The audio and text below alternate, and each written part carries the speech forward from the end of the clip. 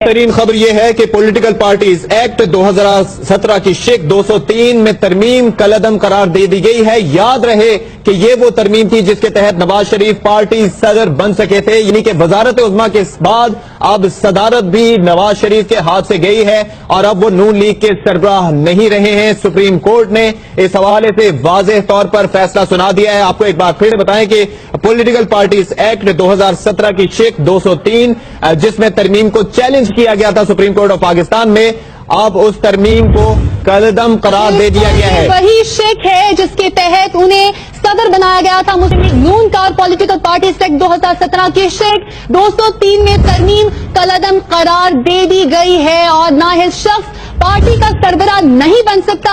یہ ریمارکس آئے ہیں سپریم کورٹ کی جانب سے کہ نااہل شخص پارٹی کا سربراہ نہیں بن سکتا۔ تو بڑی خبر اس وقت آپ سب سے پہلے ARY نیوز کی اسکرینز پر دیکھ سکتے ہیں۔ سپریم کورٹ نے ووٹ کا تقدس بحال کر دیا، نااہل شخص پارٹی کا سربراہ نہیں بن سکتا۔